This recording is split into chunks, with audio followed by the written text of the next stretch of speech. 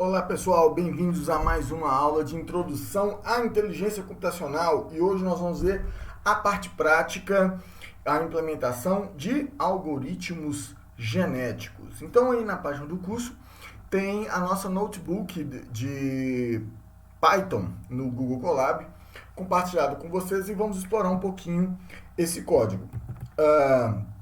Então essa é a nossa notebook, né? Está compartilhada com vocês. Inicialmente temos as nossas importações iniciais, códigos gerais do Python, que nós já estamos acostumados. E agora vamos aos códigos específicos. Bom, primeiro nós vamos fazer uma diferenciação de outros códigos que nós fizemos na disciplina. Até agora a gente estava trabalhando muito com o Python procedural. A gente não tinha trabalhado com orientação a objetos ainda. Então, nesse código agora, nós vamos trabalhar com orientação a objetos, que ajuda a lidar com mais informação ao mesmo tempo, a agregar as informações em objetos mais simples. A gente viu lá, por exemplo, durante a explicação do código do Random Search, que fazer esses códigos procedurais, à medida que os códigos vão ficando cada vez mais complexos, ele requer inúmeras funções específicas, dados específicos, e aí você tem que passar tudo isso por parâmetro, e tudo isso fica mais simples quando a gente utiliza orientação a objetos. Então agora nós vamos implementar o código utilizando classes. Dá uma olhada. Bom, primeiro, nós vamos trabalhar com a definição da classe indivíduo. Então, o nosso indivíduo, ele é muito simples, ele só vai ter, aqui eu tenho a declaração de uma classe, né? A classe, quando ela não herda de ninguém, não é correto dizer que ela não herda de ninguém, ela herda de um objeto, ok? Da classe object. Então, a classe object, ela é a classe mãe de todas as outras classes no Python. Então, eu estou criando a minha classe indivíduo. E essa função especial aqui, ó, defdef_init, ou defdef_init, _init, ele é o construtor da minha classe. O construtor eu sempre passo o self, que é um ponteiro para o próprio objeto, ok? Aqui eu estou passando esses dois kw args aqui, eu poderia simplesmente não passar eles, poder deixar o meu construtor sempre vazio aqui, por exemplo. Então, estou passando nenhum parâmetro aqui. Então, aqui dentro do construtor, olha só que interessante. Dentro do meu construtor, eu estou definindo quais são os atributos. Eu tenho dois atributos. Eu tenho aqui, por exemplo, os cromossomos, ok? Aqui eu estou criando a minha lista de cromossomos, que é a representação da minha instância, né? E aqui eu estou criando uma lista vazia. Isso aqui eu posso depois criar classes filhas e sobrecarregar. E por fim, a qualidade desse meu indivíduo, que eu represento pelo atributo fitness, que sempre vai começar aqui com 0. Eu poderia colocar com um valor maior aqui, ok? Então essa classe indivíduo, tem mais um método especial aqui, que é o __ str, que é para converter esse objeto, um objeto do tipo indivíduo, em um string. Então, aqui no meu caso, aqui eu só simplesmente estou pegando os cromossomos daquele indivíduo e convertendo em string. Nada assim muito complicado. Então, essa é a nossa primeira classe, e ela é interessante, essa classe, porque ela nos mostra que é muito simples definir classes no Python. Então, eu tenho aqui o meu método construtor. Dentro do construtor, eu vou colocar aqui os meus atributos, né? Eles têm sempre com self, quando ele é um atributo da instância, correto? E aí, todo o método de instância, ele tem que passar como parâmetro self, que representa o objeto daquela classe indivíduo. Então, bem simples. Agora, nós vamos aprofundar isso aqui e ver uma classe um pouco mais complexa, que é a nossa classe do algoritmo genético propriamente dito. Então, essa aqui é a classe que implementa o meu algoritmo genético, que ele chama class algoritmo genético object, ok? Então, eu tenho o meu construtor def_init, e aqui eu posso passar alguns parâmetros. Isso aqui é muito interessante, esse asterisco KWArgs aqui, significa quando eu não tenho uma lista obrigatória de parâmetros. Todos os parâmetros que eu tenho, eles são opcionais, ok? Então, eu não vou obrigar o cara, ninguém, a passar nenhum parâmetro. Mas, se a pessoa quiser passar, ele passa. Então, aqui, por exemplo, eu tenho um atributo que é o tamanho da população, tamanho, o número de indivíduos da minha população. Então, eu vou tentar, se a pessoa não passar esse parâmetro, que é o nome do parâmetro é população underline tamanho. Se ele não passar, eu vou pegar o valor padrão 100, ok? 100 indivíduos. Então, aqui eu pego o meu parâmetro, esse KWArgs. Ele vai, quando eu chamo get aqui, ele vai verificar se alguém passou esse parâmetro. Se não passou esse parâmetro, ele retorna esse valor. Se tiver passado o parâmetro, vai passar o valor que a pessoa especificou. Ok? Então, agora vocês já sabem para que serve o KWArg. São os parâmetros opcionais. Se eu não passar nenhum parâmetro no construtor, ele vai pegar todos os valores padrão que eu tenho aqui. Ok? Que já estão definidos automaticamente. Mas eu posso sobrescrever qualquer um desses valores no meu construtor. Então, vamos ver aqui quais são os atributos do meu algoritmo genético. Eu tenho, primeiro, o tamanho da minha população, o número de indivíduos da minha população, o número de cromossomos de cada indivíduo, aqui no caso eu estou colocando 50 cromossomos, mas depois eu vou sobrescrever esse valor, ok? A quantidade de gerações, ou seja, qual que é o número de iterações, né, que serão executadas pelo algoritmo. Aqui eu tenho algumas configurações mais interessantes. Por exemplo, a taxa de seleção é qual a porcentagem da população que será selecionada para a próxima geração. E aqui eu estou especificando por padrão, 50% da minha população será selecionada e outras 50% provavelmente descartada. Ok? Mas não é necessariamente isso, não.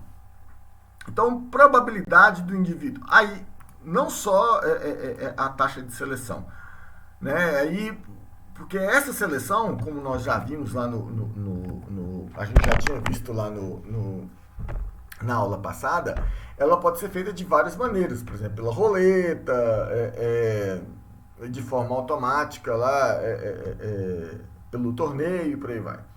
No caso do torneio específico, eu vou selecionar 2 indivíduos aleatoriamente da minha população e vou jogar uma moedinha para o alto. Eu vou achar um número aleatório entre 0 e 1, né? Para verificar. E aí eu quero saber qual dos dois vai ser selecionado.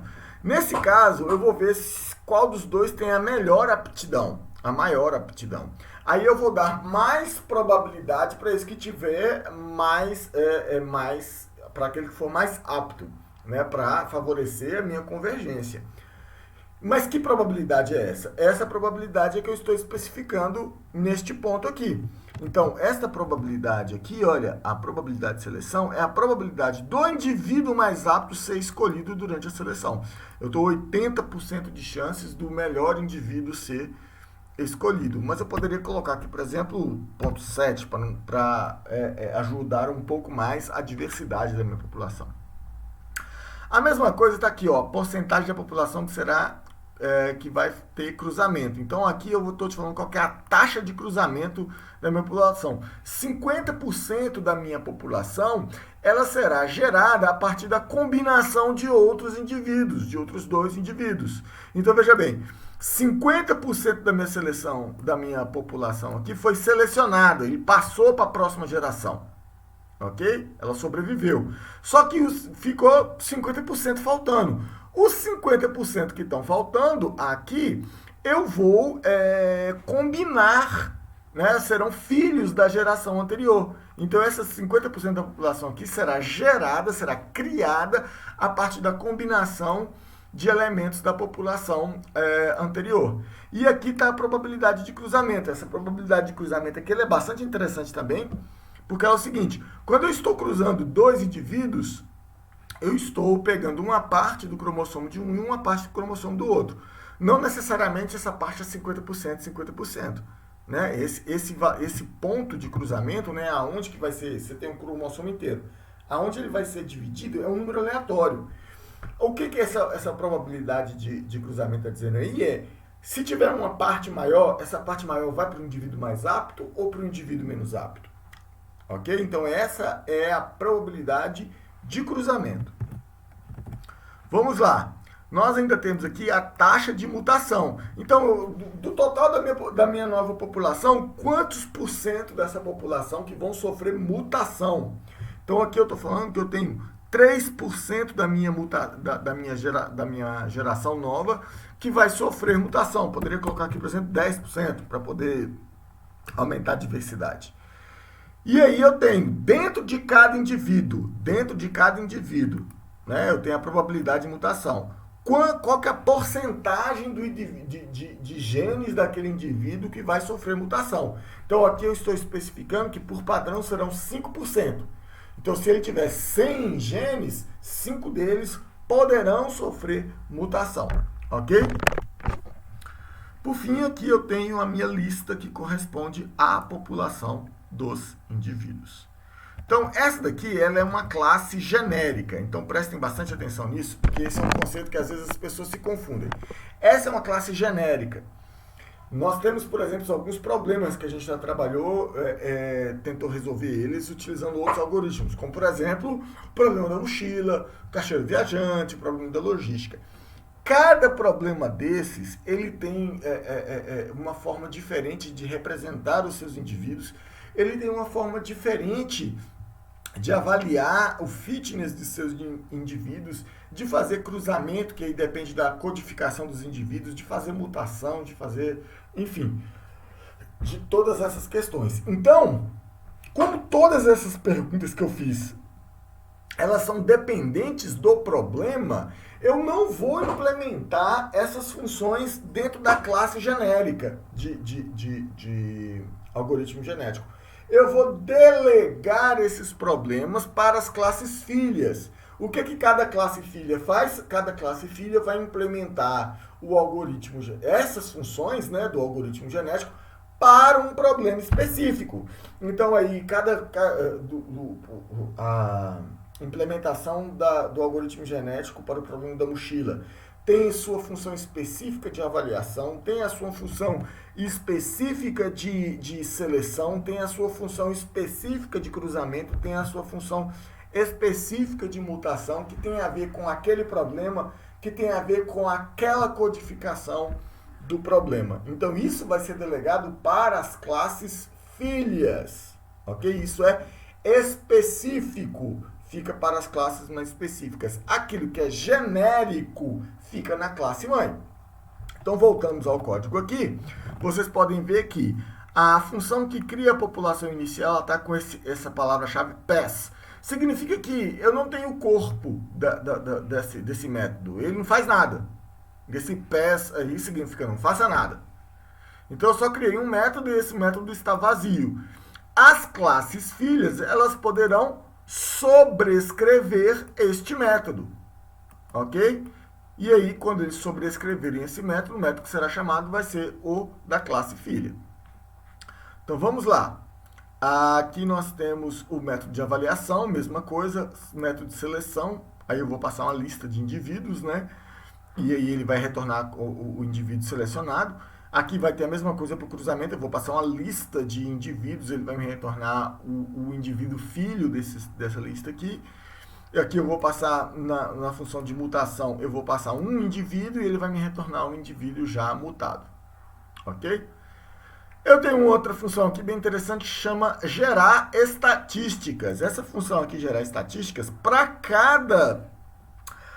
cada iteração do algoritmo, ela vai me retornar qual que é o fitness, o melhor fitness daquela geração, qual que é o fitness médio daquela geração e qual que é o pior fitness daquela geração. Então, eu tenho essas três estatísticas aqui para cada iteração do algoritmo. Assim, como nós já discutimos lá, nós conseguimos gerar as curvas de convergência para saber se o meu algoritmo genético ele está conseguindo melhorar ao longo do tempo e como é que está a diversidade da população durante esse processo de convergência. Então vamos lá. Quando eu chamo a função executar, ela executa aquele loop do algoritmo genético chamando todo aquele processo que nós discutimos na aula anterior. O que é? É inicializar a população, fazer a avaliação de toda a população, a seleção dos indivíduos, cruzamento dos indivíduos, mutação, e aí a gente volta. Devemos continuar e aí a gente vai repetir esse processo. Nós não vamos implementar aqui uma condição de parada específica. A gente está colocando só a condição de parada aí que ele vai executar todas as iterações que eu especificar. Ok? Vamos olhar os detalhes desse método. Aqui, então, eu crio a população inicial. A minha função de criar a população inicial, ela vai inicializar essa lista aqui, né? Ela vai inicializar essa lista aqui com objetos do tipo indivíduo, cada qual com seu conjunto de cromossomos e o fitness zerado por enquanto. Ok?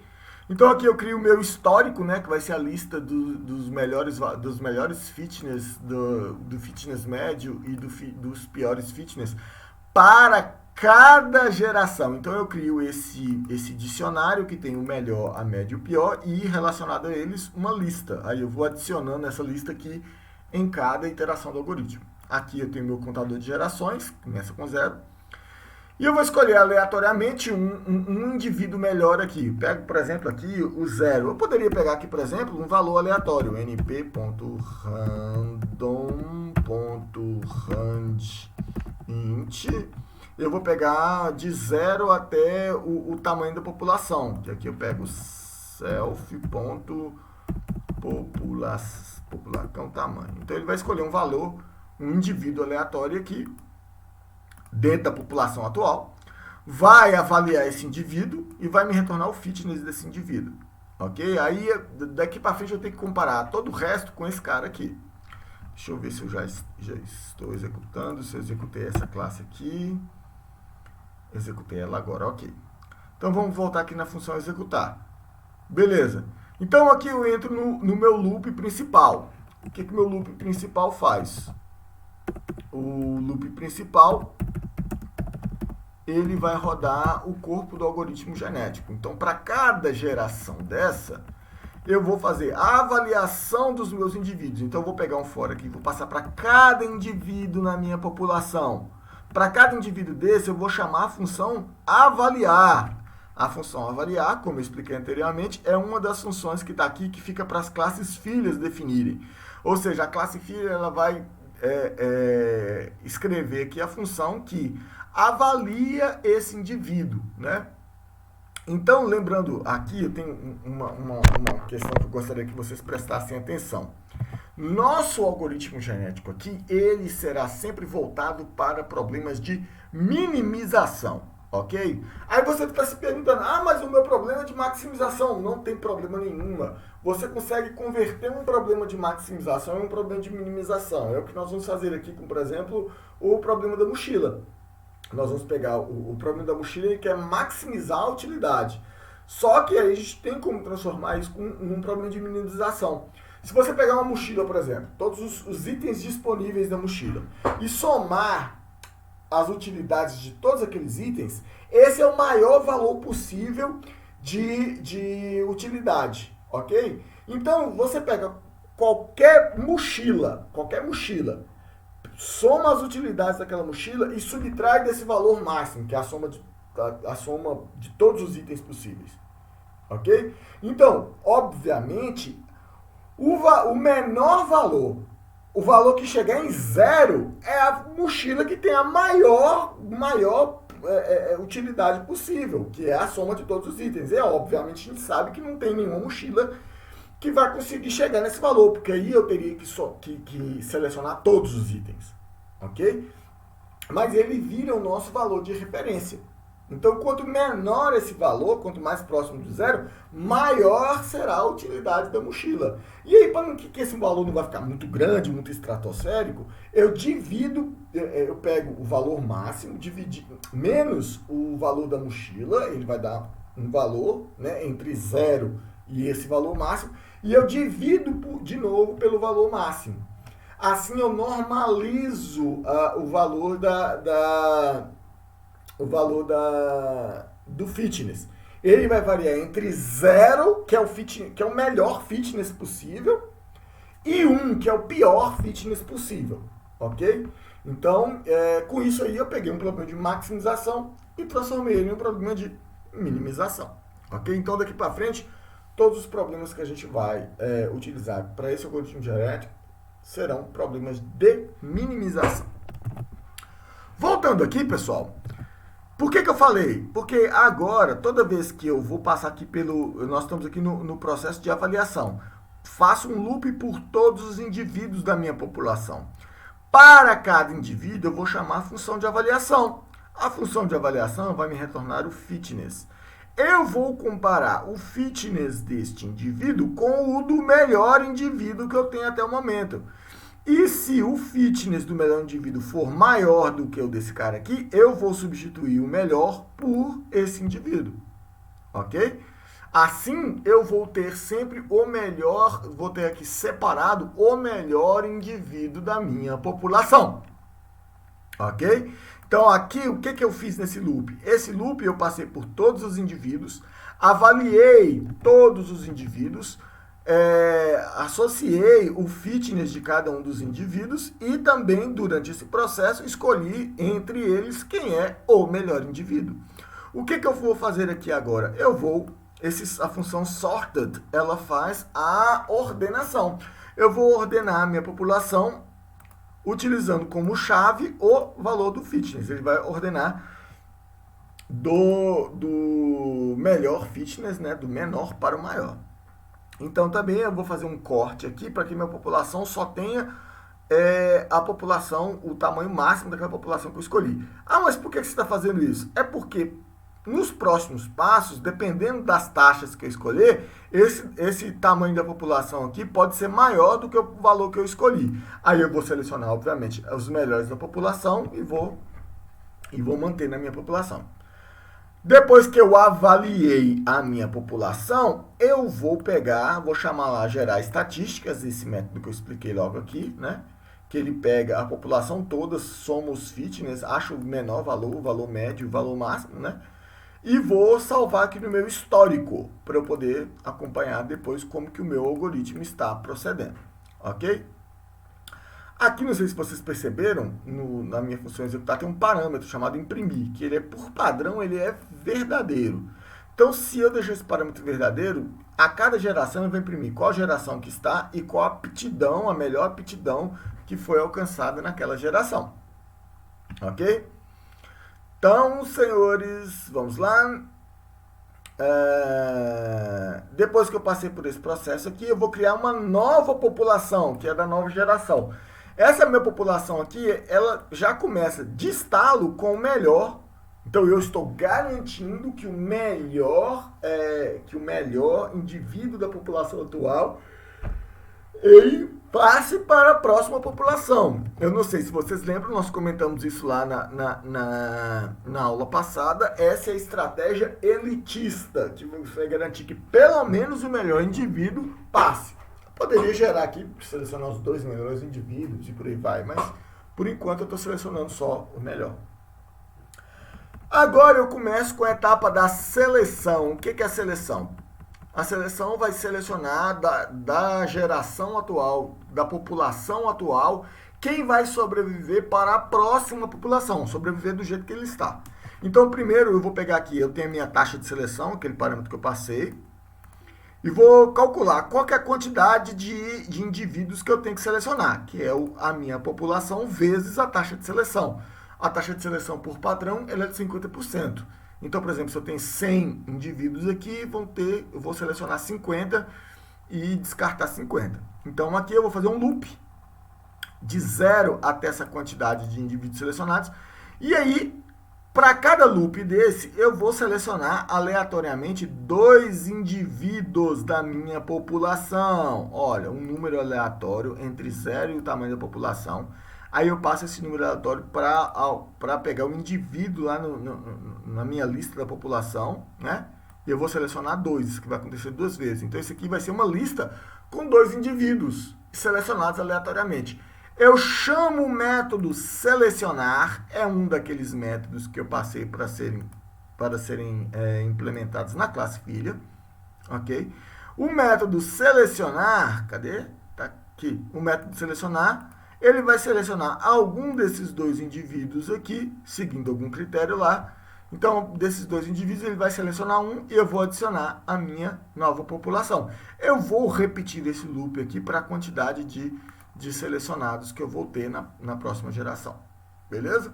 Uma vez que eu terminei a seleção, eu posso passar para a minha etapa de cruzamento. Então, é o mesmo raciocínio. Eu tenho minha taxa de cruzamento, que é uma porcentagem da população atual. Para saber quantos indivíduos são, eu multiplico pelo tamanho da população atual. Ok? E aí eu vou fazer um for. Seleciono também aleatoriamente dois indivíduos da população e vou chamar a função cruzar. A função cruzar, que também é uma das funções que eu deleguei para as classes filhas. Então, aqui, o que essa função cruzar vai fazer? Ela vai combinar esses indivíduos escolhidos aleatoriamente e vai me retornar o filho, né? O resultado dessa combinação entre esses dois indivíduos que eu vou acrescentar na população. Pronto, a partir daqui eu já tenho que ter uma população inteira. Depois da seleção e do cruzamento, eu provavelmente já compus toda uma nova população. Só que ninguém está aqui isento de que sofrer mutação em algum momento, né? Então, aqui eu vou escolher, eu tenho a minha taxa de cruzamento e eu vou escolher quantas pessoas da minha população que vão sofrer aleatoriamente uma mutação. Então, aqui eu tenho... Opa, tem alguma coisa aqui errada. Desculpa, mutação. Aí eu tenho a quantidade de mutações, né? Ou seja, quantos indivíduos vão sofrer mutação. Eu tenho a taxa de mutação, o tamanho da população. E aí eu escolho aleatoriamente um índice dentro da minha população. Pego esse indivíduo referente a esse índice. Passo para a minha função de mutação, que vai mudar ele aleatoriamente. Ele vai retornar aqui o indivíduo mutado. E eu substituo aquele indivíduo que estava lá na minha população por esse que sofreu mutação. Por fim, isso aqui eu estou tudo fazendo na minha nova população. No final do loop, eu substituo a minha população atual pela minha nova população. E isso aí vai acontecer diversas vezes, todos esses passos aqui, enquanto o loop de gerações ele estiver executando. Lá no final, eu vou retornar qual foi o melhor que sobreviveu aí a toda essas gerações aí, e o histórico, né, a cada geração de qual foi o melhor fitness, qual foi o fitness médio, qual que foi o pior fitness de toda a população para cada geração possível. Tá claro, pessoal? Então, o algoritmo em si, ele é um algoritmo simples. Ele é extenso, mas ele não é complexo. Ele é um monte de coisinhas simples. Nós vamos instanciar essa classe genérica agora para o problema da mochila. Nós vamos criar uma nova classe chamada problema da mochila, que herda da classe algoritmo genético e implementa todos aqueles métodos ali de forma específica para o problema da mochila. Vamos dar uma olhada agora na classe problema da mochila, que é a classe filha, que vai ser uma classe filha da nossa classe algoritmo genético. Então, aqui nós começamos com o construtor init. Nós recebemos como parâmetros a capacidade da mochila e a lista de itens. E aqui eu tenho a minha lista de parâmetros, né, opcionais, que são exatamente os mesmos parâmetros opcionais que eu recebo lá na classe algoritmo genético. Você vai ver aqui que na primeira linha, na linha 4 aqui, eu estou chamando a palavra reservada super. A palavra reservada super é a forma como o Python chama a classe mãe, ok? Então, aqui eu estou chamando a classe mãe, estou falando aqui que o problema da mochila é uma classe filha de algoritmo genético, passando o objeto, né, atual, que é o self, e chamando o construtor da classe mãe, e passando a lista de parâmetros opcionais. Se vocês virem aqui na classe algoritmo genético, vocês verão que aqui está a minha lista de parâmetros opcionais e é o único parâmetro que tem no meu construtor. Então, aqui no meu problema da mochila, eu passo os parâmetros opcionais para o construtor da classe algoritmo genético. Daí eu inicializo, crio os atributos que são específicos do problema da mochila. Então eu venho com a minha lista de itens, o meu atributo itens, com o meu número de cromossomos, que é o tamanho, né, o tamanho da lista de itens, né, do data frame de itens, a capacidade da mochila e a utilidade máxima da mochila, que é aquele valor que eu falei para vocês, que a gente vai utilizar para transformar o problema de maximização em um problema de minimização. Então, a primeira função específica que eu tenho aqui do problema da mochila é a função de decisão da minha mochila. Então, qual que é a função de decisão da minha mochila? A função de decisão da minha mochila, ela é exatamente igual àquela função de decisão que nós utilizamos para resolver o problema da mochila lá utilizando o Random Search. Eu simplesmente copiei e colei aquela função aqui. Fiz, obviamente, algumas adaptações, porque a minha lista de itens agora já não é mais um parâmetro, ela é um atributo da minha instância. Então eu chamo self itens aqui, né, referenciando a esse atributo da minha instância atual. E as minhas instâncias não são mais vetores, né, NumPy, eles são instâncias da classe indivíduo. Então aí, se eu quiser acessar os cromossomos, eu tenho que colocar instância.cromossomos, né? E aí os cromossomos é que serão, que é de fato a minha lista de genes. Então o resto aqui é exatamente igual àquilo que nós já tínhamos trabalhado lá no problema da decisão, na função de decisão do problema da mochila.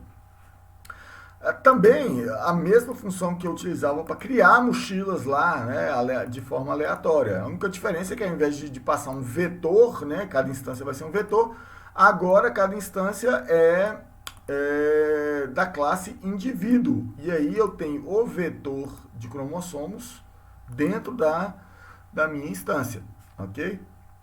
Então eu crio um vetor de zeros, né, com o número de cromossomos, e depois escolho aleatoriamente dentro do número de cromossomos alguns para colocar igual a 1. Veja que eu estou criando uma mochila aleatória aqui, mas em nenhum momento eu estou me preocupando se essa mochila é válida ou não, ok? Só estou criando uma mochila aleatória. Então, uma coisa é eu criar uma mochila com valores aleatórios e outra coisa é eu criar uma mochila válida. É bastante importante prestar atenção nisso. Então, eu criei um outro método aqui, que é o método criar. Ele cria uma mochila nova, mas ele só vai retornar a mochila se ela for verdadeira, se ela for uma mochila válida. Então eu crio uma mochila aleatória. Se ela não for uma mochila válida, eu vou ficar rodando esse loop aqui até criar uma mochila válida, ok? E aí retorno essa mochila que é uma mochila válida. Então, na minha função de criar a população inicial, eu vou inicializar o vetor de população, né, a lista de população vazia, e vou fazer um for aqui para o tamanho da população. E aí, para cada elemento da população, eu vou chamar a função criar, que me retorna um indivíduo aleatoriamente criado, mas é importante dizer, ele retorna um indivíduo aleatoriamente criado que seja válido, ok? Então, aí toda a minha população inicial será de indivíduos aleatórios e válidos. A minha função avaliar, ela não é tão rigorosa assim. Por que eu digo que ela não é tão rigorosa? Talvez vocês vão se lembrar que eu comentei lá atrás que a gente tinha que relaxar os problemas. O que é relaxar o problema? Eu aceito que em algum momento, dentro do meu algoritmo genético, eu esteja lidando com soluções que não sejam válidas. Ok? A função ela tem obrigatoriamente que ser sempre válida. Não. Porque eu, me libertando dessa restrição, eu aumento a diversidade das minhas instâncias. Ok? Ah, mas a diversidade vai ter instâncias inválidas. Sim, ela vai ter instâncias inválidas. Mas depois elas vão passar por um processo de seleção. Como é que eu indico que aquela instância ela é uma instância inválida? Eu penalizo, eu ponho uma penalidade no fitness dela. Eu somo um valor para o fitness dela ficar alto artificialmente, dizendo que, olha, essa instância aqui, ela está com um erro maior porque ela é inválida. Mas eu não vou tirar ela da minha população. Ela fica aí porque pode ser que ela depois ela consiga cruzar com uma solução muito boa e gere uma outra solução melhor ainda. É possível, a aleatoriedade nos ajuda nesse quesito. Então, olhem aqui a minha função de avaliação. Eu recebo instância e crio uma penalidade 0. Se a instância não é válida, se a instância ela já não é válida, a minha penalidade passa para 1. Aí eu vou calcular os valores, né? Vou pegar os cromossomos lá, né? Selecionar os itens cujo cromossomo seja igual a 1, né? Esses aqui são os itens selecionados da minha mochila. Vou somar a utilidade de todos esses itens, vou somar a utilidade deles. Vou subtrair essa utilidade da mochila da utilidade máxima, que é a soma das utilidades de todos os itens. Não pode ter nenhuma outra mochila que tenha um valor maior que esse.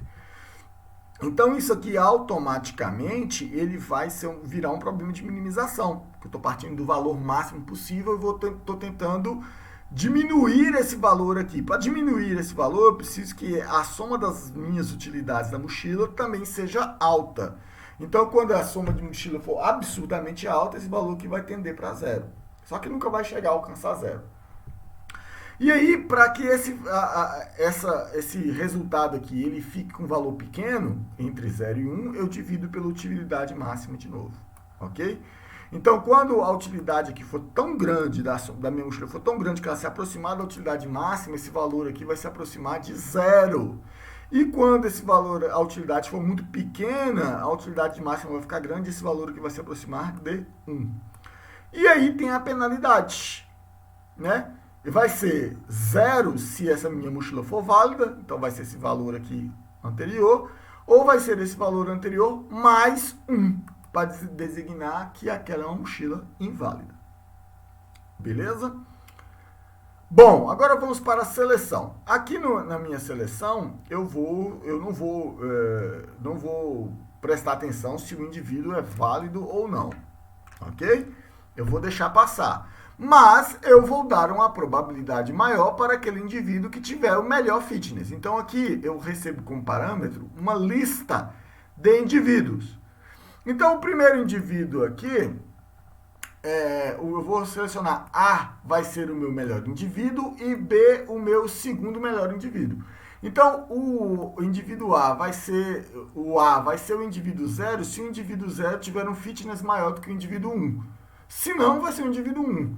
O B vai ser o indivíduo 1 se o indivíduo 0 tiver um fitness maior que o indivíduo 1, se não, vai ser o indivíduo 0. Ok? Aqui eu lanço um valor aleatório entre 0 e 1 e aqui eu vou ver. Se esse valor for menor ou igual à minha probabilidade de seleção, aí eu vou retornar o meu indivíduo melhor ranqueado. Se não, eu vou retornar um indivíduo menor ranqueado. Bom, aqui é só para privilegiar, no processo de seleção, privilegiar o indivíduo que é melhor ranqueado, independente se ele é um indivíduo válido ou não. Eu poderia fazer aqui, por exemplo, verificar se um dos dois não for válido, retornar só o que é válido e por aí vai. Mas eu vou deixar isso aqui bem simples. Então vamos lá. Agora eu tenho aqui a função de cruzamento. A minha função de cruzamento, ela vai receber também dois indivíduos, ok? Vai fazer a mesma coisa lá que eu fiz na seleção. O A vai ser o melhor indivíduo, o B vai ser o melhor indivíduo. Aqui nós estamos utilizando o método do torneio, ou seja, esses dois indivíduos aqui vão disputar entre eles e o indivíduo melhor ranqueado vai ter uma probabilidade maior de passar. Né? Vai ter uma probabilidade maior de receber mais genes, né, no filho. Falei torneio, mas esse daqui na verdade é que é o torneio, gente. Perdão. O método de seleção é o método de torneio. Aqui no meu cruzamento, eu vou fazer o seguinte, eu vou criar um indivíduo, ok? Um indivíduo novo. Todos os cromossomos vão ser iguais a 1. Significa que esse indivíduo, ele é inválido, né? Então, todos os itens estão selecionados. Então, enquanto esse indivíduo for inválido, tá vendo aqui, ó? Enquanto esse indivíduo for inválido, né? Ops, tá errado. Not. Enquanto esse indivíduo for inválido, que aqui mochila de decisão vai retornar falso. Que vai retornar falso. Então, aqui, enquanto ele for falso, eu vou achar um ponto de corte aleatório entre 0 e o número de cromossomos.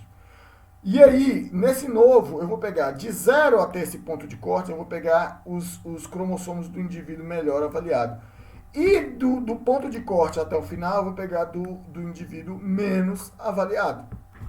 Ok? Aí ele vai verificar de novo. Esse indivíduo, ele é válido? Se ele não for válido, eu vou repetir. Vou repetir isso aqui até que o indivíduo seja válido. Ok? E aí eu vou retornar o indivíduo filho, que tem que ser um indivíduo válido, filho desses dois indivíduos que eu passei aqui.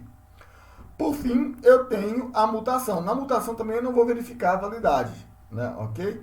Eu vou pegar aqui dentre o número de cromossomos, né? E vai ter a probabilidade de mutação, ou seja, o percentual de mutações máximas que um indivíduo pode ter. Escolho uma posição aleatória qualquer dentro do número de cromossomos e inverto o bit desse cromossomo que vai me retornar. E depois eu vou fazer isso para cada uma das mutações possíveis e retornar. Ok? Então, esse aqui é a minha classe filha, problema da mochila, que herda de algoritmo genético. Aqui eu só criei criei métodos que são específicos do problema da mochila e da codificação do problema da mochila. Então, agora, gente, eu executei isso aqui. Eu vou carregar o meu CSV com os itens da mochila, os itens possíveis, né? Aí eu vou criar um data frame do Pandas com o nome do item, com o volume daquele item e com a utilidade. Agora, por fim, eu vou executar a minha mochila. Olha só que interessante. Eu vou chamar aqui a classe problema da mochila, criando algoritmo genético, né? Cuja mochila tem capacidade 30 e tem a minha lista de itens, que é essa lista aqui. Agora eu vou mandar executar. Aí ele começou com fitness 81 e está executando.